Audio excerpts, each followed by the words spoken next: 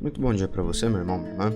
Nosso evangelho de hoje está em São Lucas capítulo 21, dos versículos 20 ao 28, onde Jesus continua falando para os seus discípulos a respeito de algo que aconteceria em breve, que era o cerco a Jerusalém e a destruição do templo. Você deve se recordar que nos últimos dias nós estávamos falando sobre angústia, medo, sobre sinais apocalípticos que na verdade refletem na ação da igreja hoje, na esperança, no ímpeto do trabalho, do serviço, do ânimo, da confiança, da fé em Deus no presente e não exatamente no futuro. Mas todos esses textos, do capítulo 21, que antecedem essa reflexão que a igreja separa para o dia de hoje, estão vinculados a este episódio mencionado agora há pouco, que é o cerco de Jerusalém, que inclusive Jesus fala logo no primeiro verso, aqui na primeira frase, e a destruição do templo, que ocorreu no ano 70.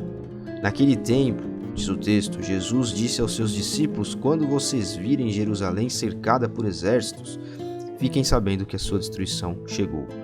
Então aqueles que estiverem na Judéia devem fugir para as montanhas, os que estiverem no meio da cidade afastem-se, e os que habitarem o campo não adentrem a cidade. Porque esses dias são de vingança, para que se cumpra o que foi dito nas Escrituras. Qual vingança? Os judeus ali eram governados, eram dominados politicamente e deviam com isso submeter a ordem política, pagar impostos, etc., a Roma. Mas, por volta do ano 68, há uma revolta e eles tentam tomar o governo da região da Judéia. E com isso, o Império Romano ataca fortemente, com várias legiões, a cidade de Jerusalém e ela fica ali sitiada, cercada. E o que acontece é bem traumático e, como Jesus coloca aqui, é uma destruição. As pessoas ficam sitiadas, não têm o que comer, o templo, por acidente, pega fogo, mas enfim, fica destruído. E Jesus vai falar aqui então dos mortos pela espada, Jerusalém sendo pisada pelos infiéis, em várias questões que envolvem essa situação específica, peculiar que acontece com o povo judeu ali naquele momento. Mas esse texto pode nos alertar a respeito da prática da vigília, né? Vigília no sentido de vigiar e orar. Por quê? Porque muitas vezes na nossa caminhada com Cristo nós podemos adormecer, um sono interior pode nos acometer e nós acabamos vivendo em torno de nós mesmos.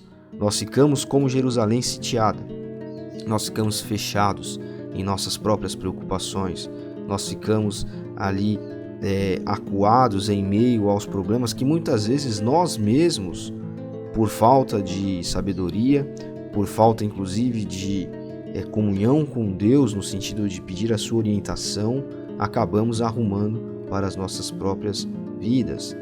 A vida ela é cheia de alegrias, ela é cheia também de dores, e nós não podemos permitir que essas questões do dia a dia estejam sempre nos rodeando, como que deixando-nos sitiados. Um povo sitiado, uma cidade sitiada, é uma cidade que está envolta por um exército, cujos portões não podem ser passados nem para fora nem para dentro pelas pessoas que vivem ali. Então não entram suprimentos, nada acontece, as pessoas têm que ficar ali dentro e vão acabar morrendo de fome, das doenças, né? Então imagine como deve ser ruim essa situação. Muitas vezes o nosso espírito está assim, fechado à esperança, fechado à palavra de Deus, fechado à sabedoria dele. Nós nos fechamos, nós mesmos nos sitiamos em nossos próprios problemas, em nossas próprias questões da vida, em nossos próprios pecados, nossas paixões, aquilo que, apesar às vezes da nossa mente até acusar como sendo errado, nós vamos e fazemos mesmo assim. Nós não conseguimos vencer. Então que a partir do evangelho de hoje, nós possamos dar lugar a Jesus de fato, nós possamos nos reanimar, levantar as nossas cabeças e entender que a libertação está próxima de nós, como diz aqui o versículo 28 desse trecho separado para a reflexão no dia de hoje.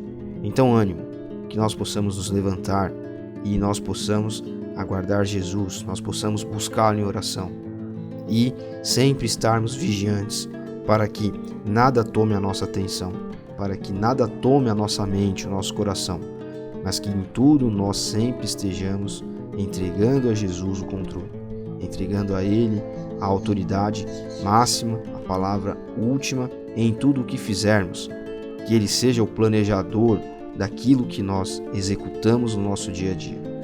Deus abençoe você. Até amanhã.